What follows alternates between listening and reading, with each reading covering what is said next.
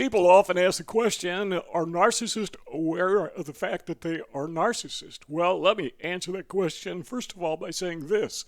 Now listen very carefully because this is real important. The problem is not awareness. The problem is careness. They are very much aware that what they are doing is wrong. The problem is they just don't care. They know it's wrong, but they don't care.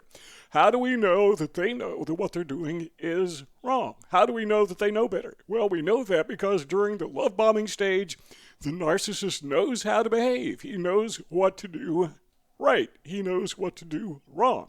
He demonstrates that when he is grooming you or she is grooming you. Narcissists obviously can also be females.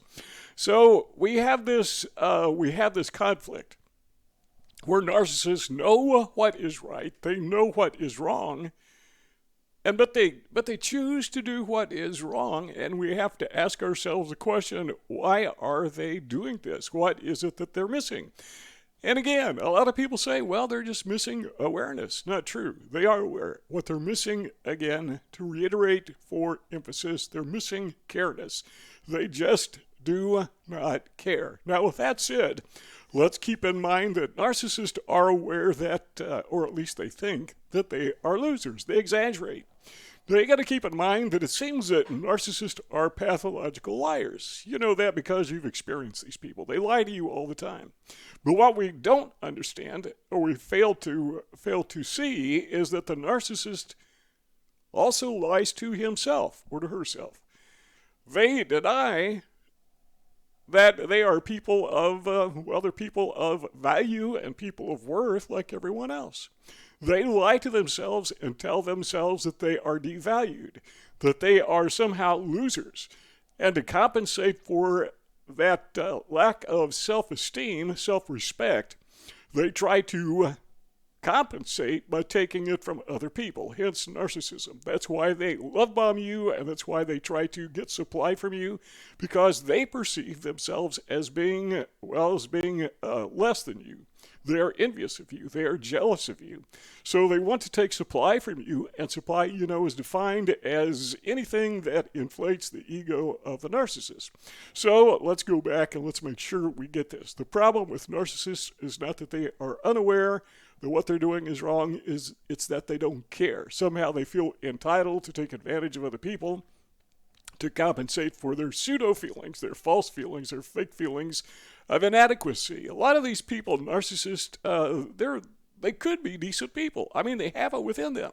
And again, we know that because of the love bombing stage, of the grooming stage. They know how to act right. They know what to do right. They choose not to do it. And I think it's deep down inside where that little child inside of them is somehow wounded or feel somehow they've been shortchanged in life, and now they're going to compensate by taking it out on everyone else, and they think they're so smart. They think they are so savvy. That is not to excuse the behavior of a narcissist. Rather, it is to implicate them because they know what is right. Now, what we understand about narcissists is they have what we call distorted values. And again, this whole thing is a lie. Their whole life is a lie, so they flip it backwards. Evil becomes good, and good becomes evil. You are the bad guy, they are the good guy, even as they are taking advantage of you. And taking advantage, talk about soft peddling, they're just flat out screwing people. I mean, they steal from people. They deceive people. They defraud people. And to them, that's smart. They think rules are for everyone else, or at least that's what they apply. Now, a good analogy of this, I think, would be, and I don't want to say anything critical about a waitress or a waiter in a restaurant because, they're hardworking people doing their job, some of them underpaid. Okay, a lot of them underpaid. But they're so sweet, they're so nice. I took my wife out to dinner yesterday, and we had the sweetest, kindest waitress who took very good care of us, and the guy in the back who brought out our food, he was so polite, so courteous.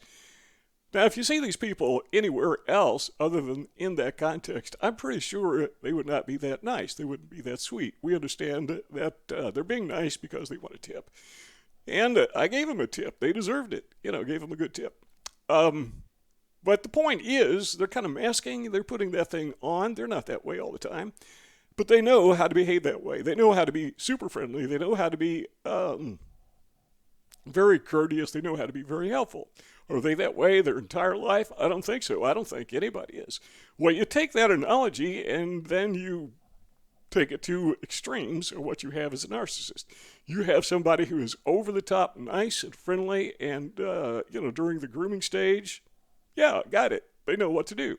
But then when the real them comes out, the mask is taken off or slips off, or you take it off, whatever happens, or it just wears off sometimes.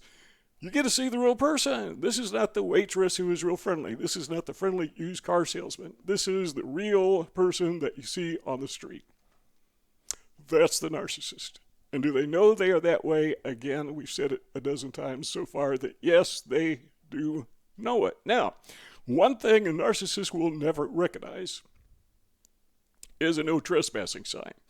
And I say that metaphorically. I'm sure that there are narcissists, they'll see a no trespassing sign on a property, and they will see, a guard dog or maybe somebody watching, and they'll stay away. But I'm saying, figuratively speaking, no trespassing signs mean nothing to them. Traffic signs mean nothing to them, only they just don't want to get caught. They see a stop sign, they stop maybe if they want to. The point is they feel entitled. They are above the law, they're above rules, they're above decorum, they're above all of that. There is nothing the narcissist, I believe, will not do to hurt you if he or she thinks they can get away with it. And again, it depends on the individual. Some are more extreme than others, but you get the point that I'm making. At least I hope you do. But then when you confront them with this, what happens? Well, they're very dismissive. In fact, what they will do is inevitably they will try to shift the blame on you. No, I'm not the problem. You are the problem. They know better. Believe me, they know better, but deep down inside, they have been lying to themselves for so long that they actually come to believe that they are smart, that they are savvy, that this is the right thing to do. They know it's wrong, but it's right for them, so that justifies it. So let's go back to the question. What is the one thing that the narcissist is missing? What he is missing is that insight, that introspection that tells him or her that he is not the low-down rascal, the person who lacks ability, who lacks self-esteem. Some of these people are very talented, but somehow they've got it in their head that they're not. So they lack that introspection. They lack that insight. And again, I'm repeating what I said earlier, but it's important. They are trying to compensate a deficit that doesn't even exist. I mean, if they would just recognize that they are people of value, everybody is. They can't recognize that. So they're going to take it out on you. They're going to try to fill that void, and there is no void.